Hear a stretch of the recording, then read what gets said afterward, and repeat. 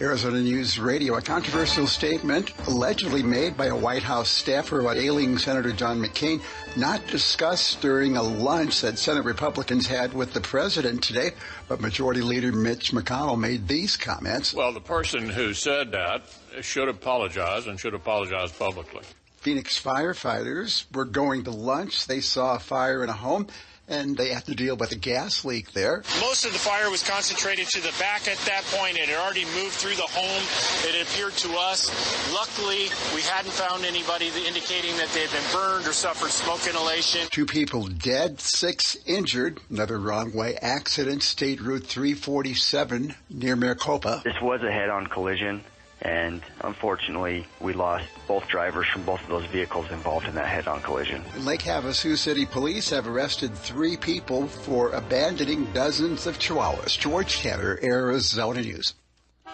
This KFNX traffic report has been brought to you by Coit Cleaning and Restoration. There is an accident off of the I-10 eastbound off the Loop 101. Also, there's an accident on Camelback Road off of 19th Avenue. Get your home clean as new with Coit Cleaning and Restoration, the industry's most trusted specialty cleaner.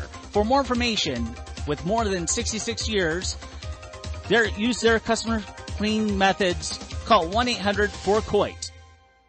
From the KFNX WeatherBug Weather Center, as we head into the evening under clear skies, our low tonight 69. Thursday, sunny and breezy, high near 96. Thursday night, clear and breezy, overnight low 65. And Friday, sunny with a high near 93. I'm Scott Allen Fortney from the KFNX WeatherBug Weather Center. Currently, in downtown Phoenix, it's 96 degrees. Next news in 30 minutes or when it breaks, here on Independent Talk, 1100 KFNX. The Zika virus is trying to land in Arizona. Spread by infected mosquitoes, there are steps you can take to fight the bite. Use DEET repellent when you're outdoors. Wear long-sleeved shirts. Use screens on windows and doors. And make sure there isn't any standing water in your yard. Zika is dangerous for pregnant women and women who are thinking about becoming pregnant. See your healthcare provider to discuss prevention before you or your partner travel to an area where Zika is active. For more information, go to azhealth.gov/fightthebite. Hi, I'm Bob Vila. If your business needs capital to reach its potential, Cabbage can help with flexible access to a line of credit of up to $250,000. Apply online and get a quick decision. Visit Cabbage.com or call 855-CABBAGE to get $100 back when you take your first loan. That's 855-CABBAGE with a K. Credit lines and pricing are subject to periodic review and change. This is not a revolving account. Individual requests for capital are separate installment loans. All Cabbage business loans are issued by Celtic Bank, the Utah Chartered Industrial Bank, member FDIC. Live from the Midtown studios of KFNX, it's time for the Wellness Roundtable radio show, sponsored by Atrix.com. Now, here's your hosts, Dr. Spear and Dr. Weiss. Hi, welcome to the Wellness Roundtable radio show on Independent Talk, 1100 KFNX. I'm Dr. David Spear, along with my co-host, Dr. Scott Weiss. Hello, Dr. Weiss. How are you today, David? We're doing well here. Doing well. It's another week here in Phoenix. It's a little bit hot, but I'm glad we're on the radio, and we have some interesting things to talk about today. So everything good with you? Yeah, things are well. You know, it's funny. I was just listening to one of your advertisements about mosquitoes. I'm like, wow, you guys are worried about Zika and the mosquitoes, while up here we're worried about ticks and Lyme disease in the Northeast. Yeah. So it's kind of funny when we think about, different types of pathological diseases that can get transferred around. It's pretty incredible. The indigenous bugs, right? We all have to worry about something. But today, travel medicine is deep. Today we're not going to worry. Today we're going to be talking to an expert who has been in the field of fitness and nutrition for at least over 50 years, 55 years or so. He's written over 6,500 articles. He's published peer-reviewed articles, written for some of the most popular magazines in the areas of bodybuilding, nutrition, and fitness. And he's been writing now in that realm for about 35 years. And our guest is Jerry Brainum. Jerry, welcome to the show. Thank you. Jerry? How are you? Excuse me. How are you guys doing? We're good. So it's great to have you on again. And this time, David, I don't mean to. Go ahead. I don't mean to interrupt you. A couple of corrections. Yeah. It's actually 42 years of writing by now. 42 years of writing. Okay. Yeah, and I can't, it's an estimate because I don't count all the time. I mean, the last time I have about 6,500 articles published in that time. So yeah, that's pretty amazing. A lot of experience. That's fantastic. That really is incredible, Jerry. That's great. And it's great to have you on today solo so we can kind of really delve into your expertise, your area of, related to nutrition and fitness. Sure. So, I was reading through your Applied Metabolics newsletter, and you'll be hearing, our listeners will be hearing a commercial for that. Fantastic newsletter, really a ton of information, chock full not only of information, but also of evidence-based information. So you really do bring a lot of the research, current and also past research into your writing, which I think is something that, not a lot of that is done, especially on the internet. I appreciate that. Thank you. Absolutely. So the first question I guess I would like to ask, and I think listeners would be really interested in hearing about this. And listen, I am one to take supplements and not necessarily pills as much as powders and things like that and make my smoothies. Mm-hmm. And, each scoop is 20 grams of protein and, you're getting all these other sort of vitamins and minerals with those scoops, and you're putting it in with a banana and some other fruits and ice, and you make it into a smoothie and you drink it down. My question is, how effective are these things? They're actually quite effective, depending on the content of the drink. In fact, curiously, as we're talking right now, even right now, at the moment, I'm drinking a smoothie that I just made myself that consists of whey protein isolate, 1 banana, and a cup of strawberries. I'm drinking it even as we speak. Okay. And this is my typical breakfast on the days. I guess you call it a brunch. I skip the breakfast. So this is what I drink on the days I work out. I kind of keep it a little light, even though I work out actually in the nighttime. But I found that it gives me I actually double the protein intake, and this relates to the research. Okay. I'm an older guy. I don't know what's really considered old from a biological sense, but let's put it this way: I'm well over 40, and according to the research, people my age need more protein, especially if they're involved in resistance exercise. And so what I do is, whereas a younger person would, you mentioned a 20-gram protein dose. Yeah. That would be fine for maximal protein synthesis in a younger person under 40. However, the research shows when you get over 40, it's a little bit harder to uptake the amino acids. It's called anabolic resistance. And the cure is simply to double the protein intake.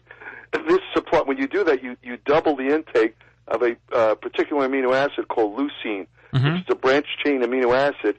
Leucine is the key to kind of starting the whole cascade that results in muscle protein synthesis. But I will quickly add, a lot of people make this mistake. You can't ingest leucine alone. You still have to have the other 9 essential amino acids present. Sure. And this, of course, is all this exists in whey. So what I do is very simply, we'll take 2 scoops of whey. This will give me just about 50 grams of protein, the particular product I use. Sure. And that's actually the perfect amount for a maximal protein synthesis for a person my age without wasting it. In other words, it's not wasted.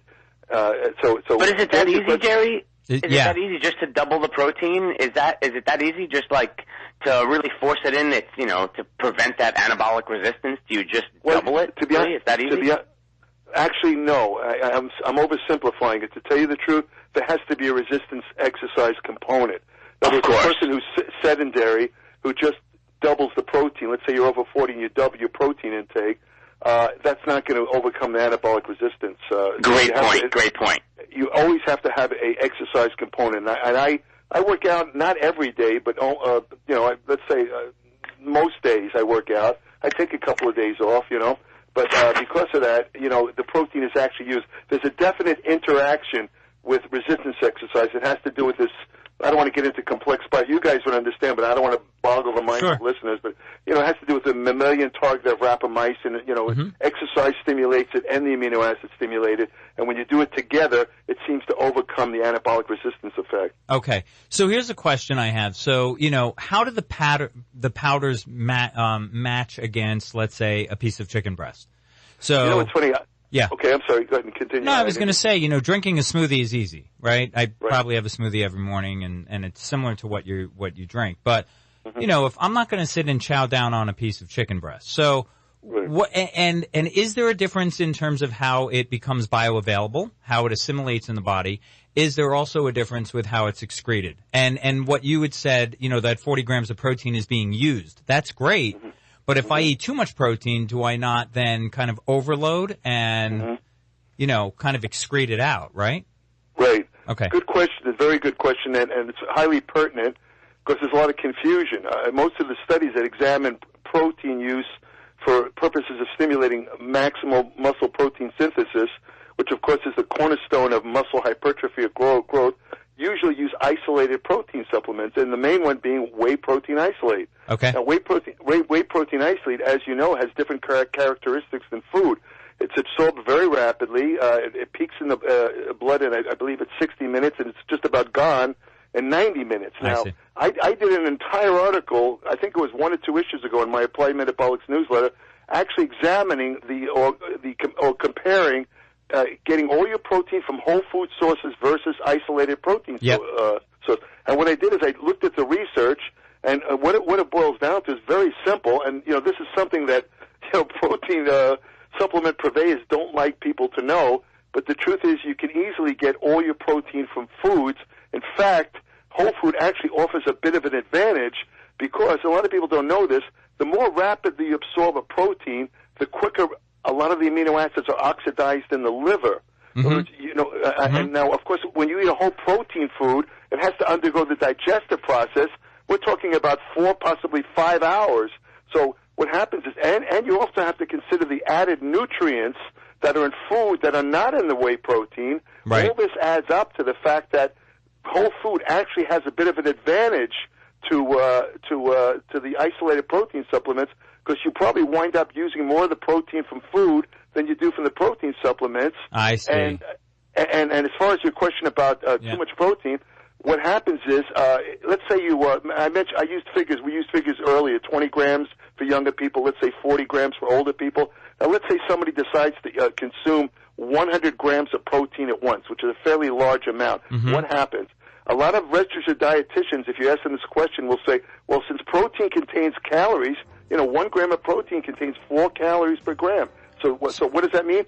What happens when you consume excess calories? It becomes fat, right? Right. So they'll say eating excess protein will make you fat, but that's not true. Okay, that's so not true. we're gonna continue with this conversation in our second segment. This is the Wellness Roundtable Show, and we're speaking to expert Jerry Brainum. Be right back.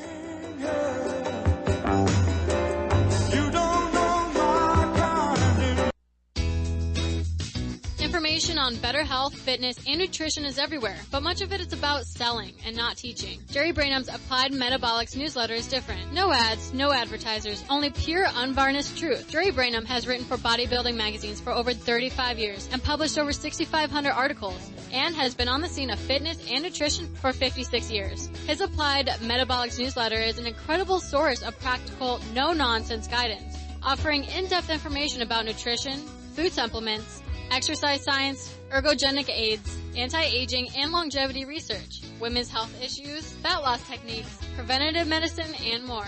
For only $10 a month, that's less than a cup of coffee per day. Subscribe to Jerry Brainum's informational and transformational newsletter and get information to guide you on the path toward health, longevity, and overall well-being. Visit AppliedMetabolics.com. That's AppliedMetabolics.com.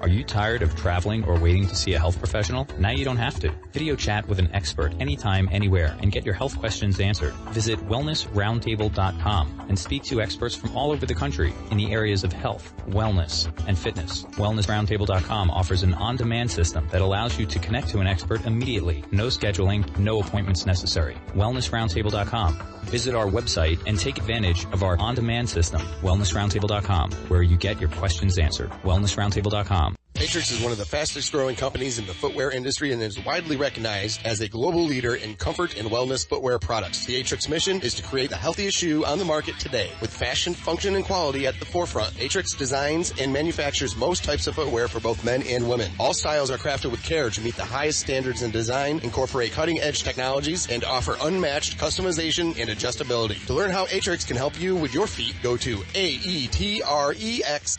That's Atrix.com. Happy, productive, and supported. Do these words describe your current IT situation? If not, you should call IS Outsource. Hundreds of businesses depend on the experienced, certified professionals at IS Outsource. We offer prompt, on-site service, rapid remote support with our U.S.-based help desk, and even 24/7 monitoring, all with no contracts. Experience happy, productive, and supported computing. Contact IS Outsource at 602-737-1000 or isoutsource.com, 602-737-1000 or isoutsource.com. Would you like to come on my radio show and talk about what you do?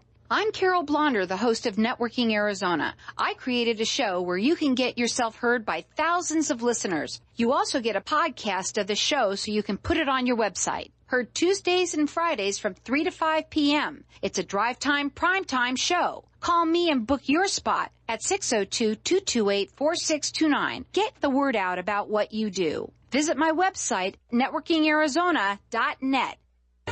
Stop me now. Stop me 'cause I'm having a good time. We're back with the Wellness Roundtable radio show here on Independent Talk, 1100 KFNX. Give us a call at 602-277-5369 or 1-866-536-1100. We're speaking with Jerry Brainum, an expert in fitness and nutrition who has been in the field over 50 years. And Jerry, we were talking about protein, well, really supplementation. And just to finish that conversation, you were saying that there's kind of a misnomer that too much of it makes you fat. That's not true.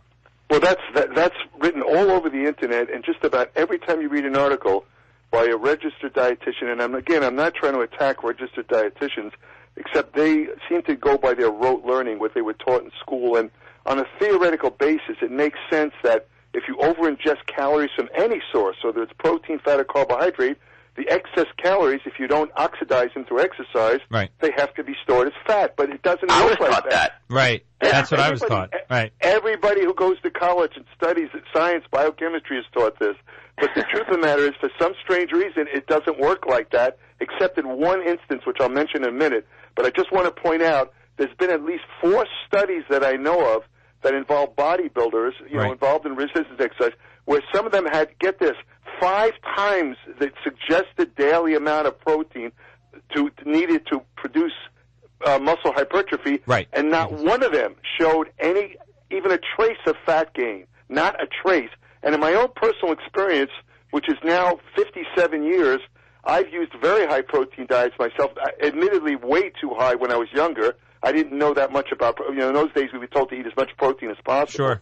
So, but myself, others I've known all through the years, I wrote for the magazines, I interviewed God knows how many famous bodybuilders, male and female. I've never encountered one person who ever got fat from eating protein, not a single person. Interesting. But on the other hand, let's say you have a so-called couch potato, somebody who is extremely sedentary, who won't even, I see people go to Costco and they'll sit and wait for a parking spot that's closer to the store when there's dozens of parking spaces, about, a couple of yards away, but, rather than park immediately and walk a little bit longer, they'll sit in their car. That's how lazy people are. Yeah. These kind of people that won't even, they use a clicker. They won't even get up and turn on the TV.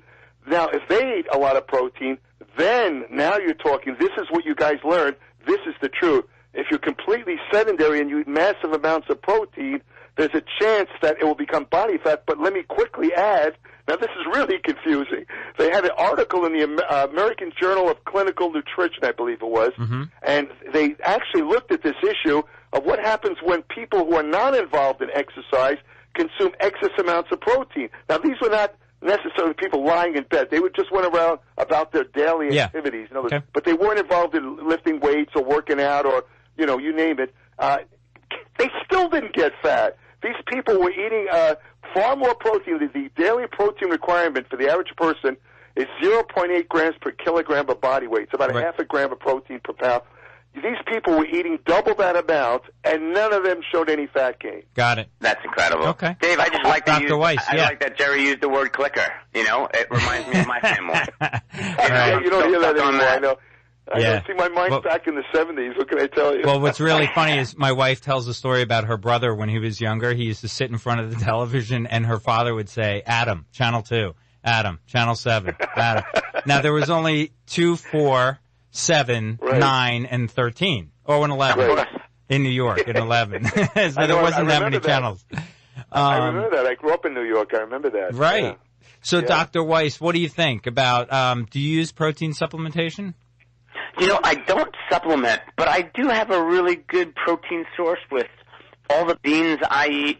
I do eat some really, really lean meat often. Mm-hmm. You know, I hate to say I do sometimes, and I wanted to hear Jerry's input on this, on like the deli meats. I do get like fresh turkey, you know, as good as I can, organic ground beef, things like that.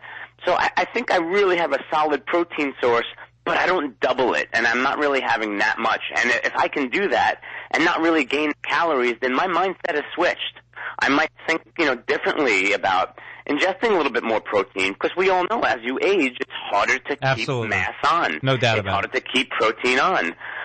You know, I'm happy I spoke the other day to Stu when he was telling me to do my pullovers. Right. The pullovers, I haven't done them for years. I don't know why they slipped out of my workout, but that, along with maybe doubling my protein, might show some difference. Right. So, yes. Might David. help. Yeah, absolutely. And you know, one thing I wanted to mention, there's a movie out there, and you might, if you've seen it, great, but it's called The Magic Pill. And it basically talks about, it's a little off topic, but it really does have to do with the types of food that we eat. And then we can sort of, really cure to a degree, a lot of the ills that we suffer from, through nutrition. So. Did you guys ever hear that famous statement by Hippocrates? Sure. He said, "Let food be thy medicine." In other words, that's exactly right. Yeah. Hippocrates, of course, is the father of medicine, yes. and even back then, he recognized the importance of food in controlling disease. So this is a long-held notion. Yeah, and I think that's actually a quote that they show at the beginning of the movie after the credits run. You are what you eat. No doubt about it. So let's switch gears a little bit. The next question, and because I've read some of your work in the Applied Metabolics newsletter on nitric oxide, and that's kind of very close to me because I've done some research on nitric oxide. We were actually going to do a placebo-controlled, a randomized placebo-controlled trial with a nitric oxide supplement called NO Explode, which exploded off the shelves of GNC in the last 5 years. And we just, you know, our students weren't willing to go through 10 weeks of intense strength training. But can you explain to the listeners what nitric oxide is, kind of in brief, and how it is affected in exercise, why it's important for health? Sure. Nitric oxide is basically it's a gas. It's very ephemeral. It's produced in various parts of the body through the conversion of the amino acid arginine. Arginine encounters a no-synthesizing enzyme. There's three different enzymes depending on their location, but the most common one usually discussed is the one that's found in the endothelium with a lining of blood vessels. As soon as circulating arginine in the blood, as soon as it encounters this enzyme, boom, it's turned right into nitric oxide. But the problem is nitric oxide, being a gas, it's like a ghost. It's released and disappears in seconds. And scientists were never, they knew there was something that dilated blood vessels, but they could never identify it because it was so hard to isolate this gas. So they referred to it as endothelial relaxation factor for many years.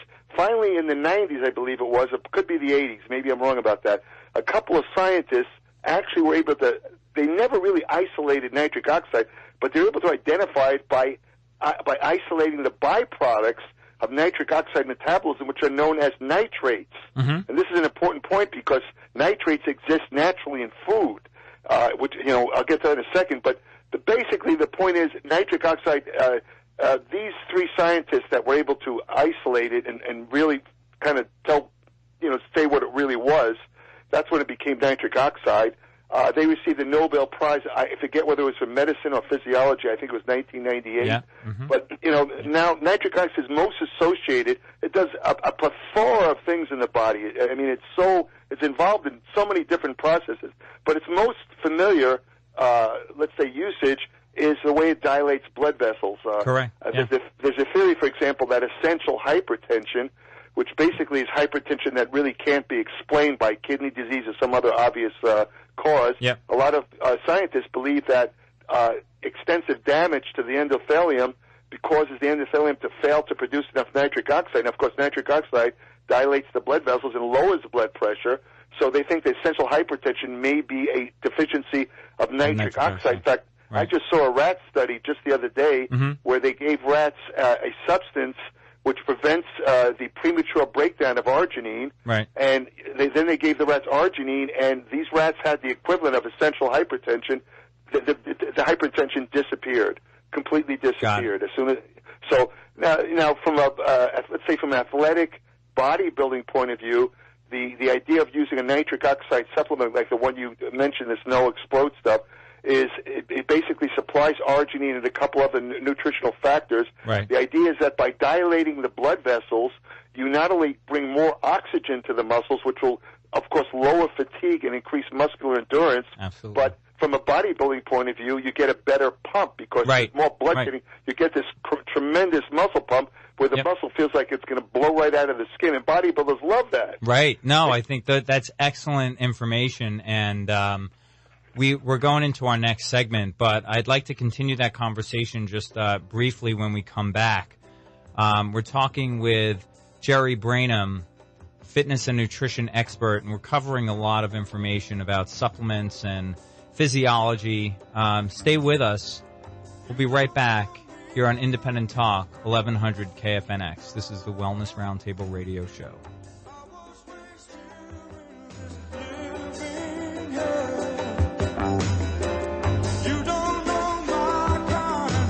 Common sense. Independent Talk. 1100 KFNX. The true voice of Arizona. Independent Talk 1100 KFNX. President Trump's lawyer, Rudy Giuliani, told CNN that special counsel Robert Mueller let the Trump team know that he would follow Justice Department guidance that a president cannot be indicted.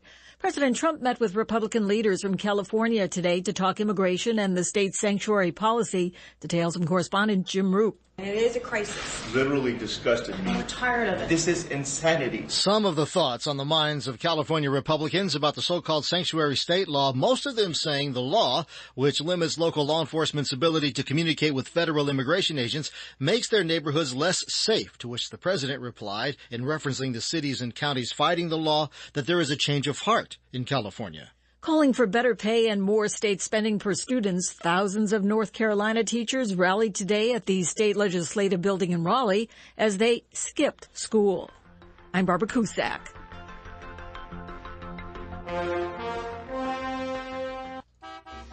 This KFNX traffic report has been brought to you against Mothers Against Drunk Driving. There is stop-and-go traffic off the Loop 202, also stop-and-go traffic off the I-10 westbound. Also, there's an accident off the Loop 101 westbound on 59th Avenue. Drunk driving is 100% preventable. 100% all the time. Help them create the future. No more victims at madd.org. That's madd.org. From the KFNX WeatherBug Weather Center, as we head into the evening under clear skies, our low tonight 69. Thursday, sunny and breezy, high near 96. Thursday night, clear and breezy, overnight low 65. And Friday, sunny with a high near 93.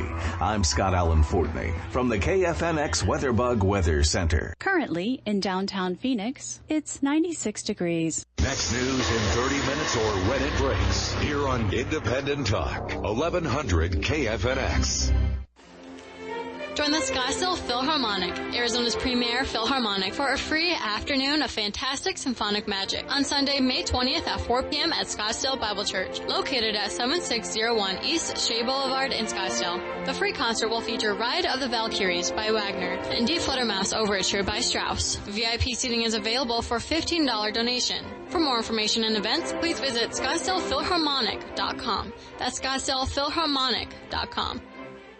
Are you tired of traveling or waiting to see a health professional? Now you don't have to. Video chat with an expert anytime, anywhere, and get your health questions answered. Visit wellnessroundtable.com and speak to experts from all over the country in the areas of health, wellness, and fitness. Wellnessroundtable.com offers an on-demand system that allows you to connect to an expert immediately. No scheduling, no appointments necessary. Wellnessroundtable.com. Visit our website and take advantage of our on-demand system, wellnessroundtable.com, where you get your questions answered. Wellnessroundtable.com.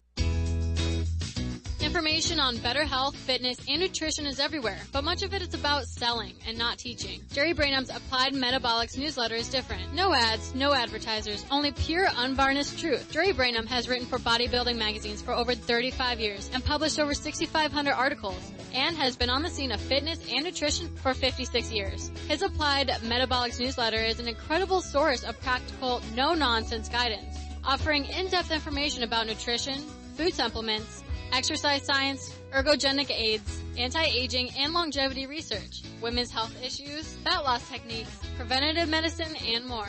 For only $10 a month, that's less than a cup of coffee per day. Subscribe to Jerry Brainum's informational and transformational newsletter and get information to guide you on the path toward health, longevity, and overall well-being. Visit AppliedMetabolics.com. That's AppliedMetabolics.com. Atrix is one of the fastest growing companies in the footwear industry and is widely recognized as a global leader in comfort and wellness footwear products. The Atrix mission is to create the healthiest shoe on the market today with fashion, function, and quality at the forefront. Atrix designs and manufactures most types of footwear for both men and women. All styles are crafted with care to meet the highest standards in design, incorporate cutting-edge technologies, and offer unmatched customization and adjustability. To learn how Atrix can help you with your feet, go to AETREX.com. That's Atrix.com. We're back with the Wellness Roundtable radio show on 1100 KFNX. And give us a call at 602-277-5369 or 1-866-536-1100. Join in on the conversation with fitness and nutrition expert Jerry Brainum.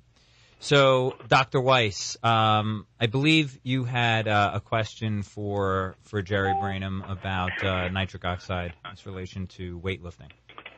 Well, you mentioned the pump, and, we had a caller a while ago mention blood flow restriction training. But, when you talk about the pump, that's a big theme these days. I see that in a lot of gyms, a lot of rehabs. What is your input, Jerry, on blood flow restriction training, especially when it's talking about, really making anabolic gains? I believe there is quite definitely something to it. When you do BFR, blood flow restriction training, you're increasing a activity, let's call it. It's called metabolic stress. That you're increasing because of the restriction of blood flow. You're actually causing metabolic byproducts of exercise to build up in the muscle, and these produce signaling factors that initiate anabolic effects in muscle. Now, the advantage of blood flow restriction training is that, you could use much less weight and get some of the similar benefits you'd get lifting heavier weight. You could use as little as 25-30% of maximum resistance. Because of this increased metabolic stress effect, you get almost the same anabolic signals that basically initiate the muscle hypertrophy process. However, I should quickly add some more recent studies that have compared blood flow restriction training only to conventional weight training, have shown conventional weight training still is the better way to produce muscle gains. I would say blood flow restriction training is very useful under certain circumstances. Let's say injuries or rehab purposes where you can't lift a lot of weight, but you want to maintain muscle size. It's almost similar in a sense to the old electrostimulation idea where, you use one of those electrostimulation machines to contract the muscle to prevent atrophy when the muscle is immobilized. Let's say you have a broken bone or something like that, you can't do a full range of motion. The electromuscular stimulation would contract the muscle to the extent where it would minimize muscle atrophy, I should say. I think blood flow restriction is similar in that sense. So it's good. The bottom line, to answer your question, let's say in one sentence, is blood flow restriction is an excellent additive, I'd say, to conventional weight training. Interesting. So can you paint a visual for the listeners of what that looks like in weightlifting? What does blood flow restriction training look like? What it involves is putting a certain kind of cuff around your working muscle. Let's say that you want to train the biceps or the upper arm. Mm-hmm. You would position the cuff at a certain point. You see, that's the problem with BFR. It has to be done correctly. I see. You have to use the right size cuff. It has to have the right size pressure. I mean, if you put too much pressure, then you have a tourniquet effect where you're cutting all the blood off. And now, you can cause what they call muscle necrosis, where you're actually breaking the muscle down. So you have to know what you're doing. You have to, it's just a partial restriction of blood. So it basically involves putting a certain kind of cuff around the working muscle, which partially restricts the blood flow to the muscle. Yeah, it's interesting. Scott, we used to use something called reactive hyperemia, and not to get too silly scientific, but basically what it means is how the blood vessels react to the flow of blood. That was an excellent way to determine the levels of nitric oxide in the vessel, and you would use it with the forearm. And what you would do is restrict the blood to the forearm. You would restrict all the blood to the forearm for about 4 to 5 minutes, and then you would release the cuff, and then you would see the blood flow. You would see the blood flow on basically on a screen, and you would see it increase. And one thing I wanted to mention, Jerry, when you were talking about how exercise really affects nitric oxide, there's something known as shear stress, where as the blood goes against the endothelial wall, it rips off the lining, and as it does that, nitric oxide is released. And as nitric oxide is released, you have an increase in the blood vessel. But basically, so I'm thinking when you say blood flow restrictive training, I'm thinking that it's sort of like that. But I think your point is well taken. If you're going to do that, you really need to know what you're doing, because you don't want to put... There's a lot of stress. I've done it personally. Okay. Jerry, I don't know if you've ever done it yourself. I'm sure you've tested it. Oh, well, I've actually done it a few times to my upper and lower extremity. Okay. And yes, there is a lot of stress. I feel like that with all that increased pressure of trying to feed the muscle, there is a lot of scarring. There's a lot of damage. But I guess what they're saying is that this damage sends these signals to make, to stimulate growth. And to start the beginning process. They're anabolic signals. That's the whole basis of it. That's the basis of it, right. That's neat. I mean, it's great. It's great that you even, that you're even addressing it, Jerry, and I'm glad that you think that there is some benefit, and it's an adjunct. Of course, I like the fact that you chimed in and said nothing really beats the old-fashioned concentric and eccentric work. Forget about, doing anything else. Well, every so often, every couple of years, something comes along. I remember it was a long time ago, maybe 40 years ago, when those electrostimulation, I think the Russians and East Germans pioneered its use in athletics. And, the word was, the rumor was circulating that this would produce gigantic muscles that were clearly superior to, because, the idea is that using these machines, you can contract the muscle. You couldn't voluntarily contract the muscle to the extent that these machines, they went beyond, let's say, controlled muscle contraction by the brain. They contracted your muscles so hard that they would grow to massive dimensions. Right. But in practice, it never worked out that way. Right. I mean, it's not that it was bad. It turned out that electrostimulation is great for rehab purposes, and again, possibly a good adjunct to conventional weight training, but it itself was never proven superior to weight training, and I think that's the same with the BFR. In other words, it's a great technique, but to depend on it alone or to completely eliminate, let's say, conventional weight training, and say, well, I'm going to use BFR because I don't want to lift heavy weights and I want to have big muscles. It doesn't work like that. Yeah, it usually. You guys mentioned electric stim, and the reason why, Jerry, it doesn't work, and the reason why you're not going to get bigger muscles, the actual limiting factor is that the recruitment of muscles, the size principle basically recruits muscles in a certain pattern. Sure. We recruit from slow to fast twitch, no matter what we do. When you use electric stim, it stimulates the reverse pattern. It goes from fast to slow, and that's not functional. And that's the reverse of the way the brain uses it, and that's truly the limiting factor. That's a good point. Yeah, that's very true. That's what I wrote years ago when I wrote about it. It's exactly what I wrote. Isn't that called Henneman's principle, this recruitment of muscle fibers? If I remember correctly, Henneman's principle. Henneman's size principle. You got it. Yeah. So I wrote an article about that about 35 years ago, and I still remember it. So we're gonna let's switch gears to summer because it's right around the corner, and everybody, although not me, I turned 51 yesterday, so I'm not really about this, but I'm sure a lot of people birthday, are. Dave. Thanks. I didn't even know that. I'm sure a lot of people are looking for abs and beach muscles. So the question is, with all of this stuff that's out there on the shelves and out there on the market, these fat-burning supplements, Stacker 2, Stacker 1, Stacker 3, whatever, tell me about them and tell our listeners about them and whether or not they work. And if we sort of get cut off in this segment, we'll continue this discussion in the next one. Okay, the basis behind all the commercial fat burners is, and first of all, we have to kind of take a step back and examine that term fat burner. As you guys know, you guys being scientists know that you don't actually burn fat, you oxidize it. Mm-hmm. And what these things do is they don't directly oxidize fat. So strictly speaking, they're not really fat burners. What most of them do is increase what they call thermogenesis, which involves the conversion of calories into heat.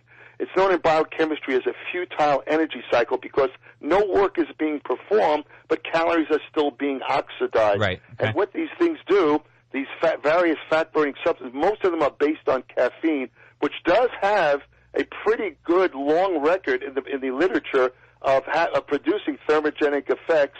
And more importantly, it stimulates what they call the thermogenic hormones, such as the catecholamines, epinephrine, norepinephrine. Mm-hmm. These initiate a cascade in lipocytes of fat cells. It's a cascade involving several enzymes. Hormone-sensitive lipase is one of them.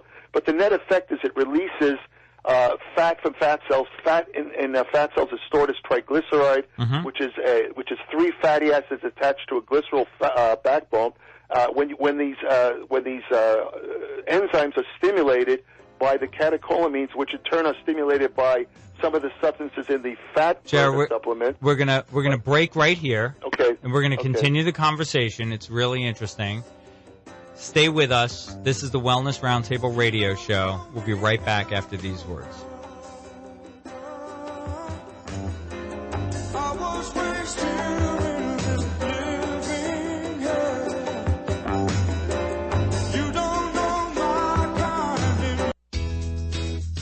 Information on better health, fitness, and nutrition is everywhere, but much of it is about selling and not teaching. Jerry Brainum's Applied Metabolics newsletter is different. No ads, no advertisers, only pure, unvarnished truth. Jerry Brainum has written for bodybuilding magazines for over 35 years and published over 6,500 articles, and has been on the scene of fitness and nutrition for 56 years. His Applied Metabolics newsletter is an incredible source of practical, no-nonsense guidance, offering in-depth information about nutrition, food supplements, exercise science, ergogenic aids, anti-aging and longevity research, women's health issues, fat loss techniques, preventative medicine, and more. For only $10 a month, that's less than a cup of coffee per day. Subscribe to Jerry Brainum's informational and transformational newsletter and get information to guide you on the path toward health, longevity, and overall well-being. Visit AppliedMetabolics.com. That's AppliedMetabolics.com. Are you tired of traveling or waiting to see a health professional? Now you don't have to. Video chat with an expert anytime, anywhere, and get your health questions answered. Visit wellnessroundtable.com and speak to experts from all over the country in the areas of health, wellness, and fitness. Wellnessroundtable.com offers an on-demand system that allows you to connect to an expert immediately. No scheduling, no appointments necessary. Wellnessroundtable.com. Visit our website and take advantage of our on-demand system, wellnessroundtable.com, where you get your questions answered. Wellnessroundtable.com. Atrix is one of the fastest growing companies in the footwear industry and is widely recognized as a global leader in comfort and wellness footwear products. The Atrix mission is to create the healthiest shoe on the market today with fashion, function, and quality at the forefront. Atrix designs and manufactures most types of footwear for both men and women. All styles are crafted with care to meet the highest standards in design, incorporate cutting-edge technologies, and offer unmatched customization and adjustability. To learn how Atrix can help you with your feet, go to AETREX.com.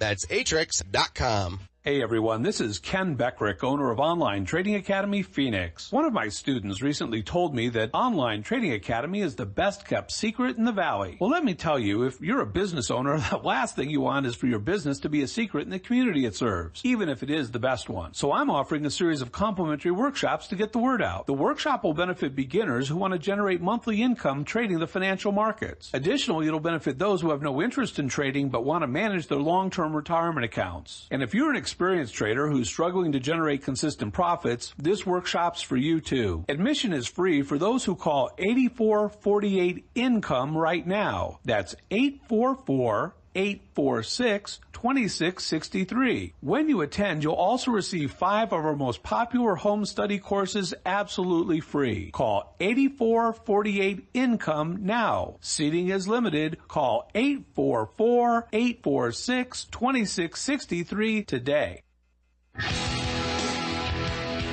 Back with the Wellness Roundtable radio show. We're on Independent Talk, 1100 KFNX. Give us a call at 602-277-5369 or 1-866-536-1100 to join in on the conversation. We're talking with Jerry Brainum, fitness and nutrition specialist, and we're discussing fat-burning supplements. And I just want to let you know that Dr. Weiss had to leave the air and will be joining us next week. So, Jerry, we got into kind of deep into the physiology of the fat-burning supplements, but are they safe? Generally speaking, they are, because, as I said, the main ingredient in most of them is caffeine, and a lot of them add a couple of esoteric herbal supplements, or herbal substances, I should say. A lot of them, unfortunately, don't have a lot of research behind them. I don't know where they dig this stuff up, but when you do, for example, I've looked up some of them, and it seems to be based on animal or rodent research, that type of thing. Almost no human research. But in the rats, they worked very well. But, of course, you can't extrapolate animal research to humans. In fact, I just read a figure the other day showing that 92% of pharmaceutical drugs that worked very well in animal experiments failed to produce human benefits. That's a shocking figure. 92%? 92%, wow. Yeah, believe it or not, wow. Yeah. Which shows you the difference. Sure. I mean, I'm not saying that rats and rodents aren't, good research subjects, although I don't want to get into the politics. I kind of think that should be completely shelved. They have now computer simulation. I won't get into that, but the point being that to answer your question directly, most of them are fairly safe. Occasionally, though, you have idiosyncratic reactions to certain ingredients. Mm-hmm. For example, a lot of the fat burners, and again, I have to keep using that word fat burner in parentheses because they're not truly fat burners, but anyway, a lot of them, a large majority of them, I would say, contain a substance or a supplement called green tea extract. Mm-hmm. Green tea, of course, is a popular beverage in Asia and around the world, and it's a very, very healthy, the main component being a antioxidant called EGCG, but it also has a thermogenic effect, and some studies show it has an independent effect of caffeine in promoting fat release or fat oxidation, right? Interesting. The problem is you have a small percentage of people where green tea becomes extremely toxic to the liver. It's some sort of genetic problem where they can't, let's say, metabolize green tea completely, where instead of acting as an antioxidant, it acts as a pro-oxidant and starts to destroy liver cells to the extent that some people have had severe liver problems. One company produced a supplement that kind of keyed in on green tea, and they were sued for millions of dollars because quite a few users got this liver problem. And even today, people have to understand green tea extract, rather than green tea itself, is a very concentrated source of green tea. Sure. And when you take one of those pills, let's say an average green tea pill, or let's say the amount found in a fat burner, is already equal to about 4 cups of regular green tea. That's an overdose. It could be an overdose for some people. It could be an overdose. Yeah, for sure. So my point being that generally speaking, the fat burners are safe for most people, but there's always going to be a couple of idiosyncratic reactions where, because of people's genetic background, if you want to call it that, they react badly to some. And some people can't even handle caffeine. I'm sure you're familiar with the recent research where they basically now delineate fast caffeine metabolizers and slow caffeine metabolizers. A person who metabolizes caffeine slowly, if they take one of the fat burners that basically has a fairly large amount of caffeine, let's say equal to 3 cups of coffee, they might have some problems with that. Right, because they're not metabolizing it quick. Yeah. Yeah, so again, it depends on but generally speaking, for most people will not have a problem with the fat. So with that in mind, you have a lot of these supplements with these proprietary blends, right? These, kind of in parentheses, it's our proprietary blend. If we don't know what's on the supplement, whether it be protein, fat burning, or whatever, most people are not going to go and look for the clinical research. So what is what's the recourse there? Do you just stay away from it? Stick with whole foods? Well, here's the thing. First of all, I have a personal peeve against this so-called proprietary formula because I think I'm a believer in full disclosure. Right. I mean, this is the supplement companies use proprietary formulas with the excuse being that they don't want it's a very competitive business, and they feel they don't want their competitors to copy their formulas. But the problem from the point of view of a consumer is that when all these ingredients are bunched into a proprietary formula, first of all, you don't know what some of these things actually do. Right. Again, unless you did the research, and as you say, most people won't. The second part is you don't know how much is in there. How do you know there's even an effective therapeutic dose that'll do anything in there?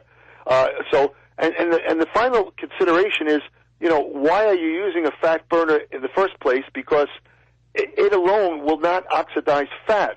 The only way you really oxidize or burn fat is through movement, exercise. Correct. The word aerobics is derived from a term meaning with oxygen. Sure. Fat burns in the presence of oxygen. Sure. Just sitting around taking a fat burner, like a lot of these advertisers lead people to believe, if you take our fat burner, they show average people, not athletes, and they show these pictures of people that look like they lost 60 pounds. They give the impression, just take our pills and you lose massive amounts of body fat. You don't have to exercise. That's a complete lie.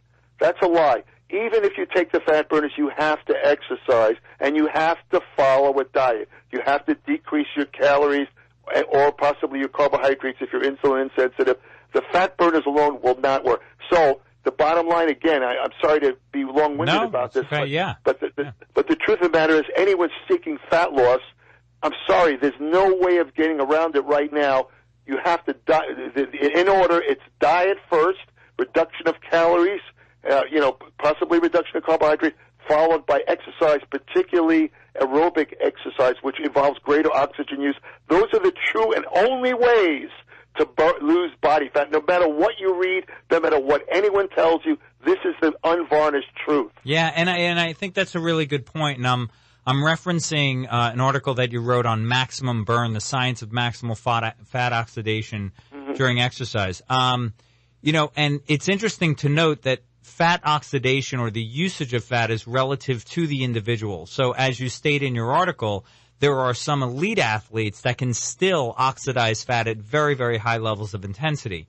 However, for most of us, as the intensity gets higher, we tend to utilize carbohydrate for energy, glucose, sugar, which is readily available, and we blow off a lot of carbon dioxide, right? So we're not taking in a lot of oxygen. And as you mentioned before, you need oxygen to oxidize fat. So I do agree with you that exercise is definitely a major component. And as I'm learning as I get older, that diet and dietary behaviors, eating patterns are 80% of the battle. But that's true. But it's interesting that a lot of the information that's out there is just like, just take a pill. Just take a pill. You're good to go. Don't worry about it. And I think it's been over the last probably 15 to 20 years, it's been drilled into people through advertisements, through promotions and propaganda in a sense that, people believe it. And it doesn't follow normal human physiology. And it does not, right. Yeah. And not only that, and I have a pet peeve about, just backtracking what you said about the exercise. I totally agree with you about nutrition or diet being the most important factor for fat loss. There's no getting around that. Right. Studies have shown that over and over again. But what peeves me, David, is this idea, and I see a lot of articles on the Internet coming out about this, where some scientists, which really shocks me, some of these are exercise physiologists, are writing, and you might have seen this, they're writing articles saying that exercise is completely useless for losing body fat. Yeah, I know. It's all diet. I know. Now that's throwing out using the old cliche, that's throwing out the baby with the bathwater. No doubt about it. Yeah. I mean, think about it. You're on a low-calorie diet. Okay, you're utilizing your fat as energy. If you don't, if you take in less calories than you. But the thing is, why you need exercise to burn the calories? I know. I agree. I agree. Couldn't agree more. It's senseless to tell people, and it's irresponsible. Yes, it's wrong. Because besides fat burning, we both know exercise is needed for cardiovascular fitness. It's needed for a lot of health. To tell people to encourage them not to exercise, to me, amounts to malpractice. I agree with you, Jerry, and we're gonna have to end there, and we will continue this conversation again. I love the passion that you have, and I agree with you. A lot of the information that's out there is misinformation. So for those listeners out there who listen to the show, please visit AppliedMetabolics.com. It's a fantastic newsletter. We've been speaking with Jerry Brainum, fitness and nutrition specialist with over 50 years of experience in the field. Jerry, I want to thank you. And for myself, Dr. David Spear, and my co-host, Dr. Scott Weiss, this is the Wellness Roundtable Radio Show, and we'll see you next week.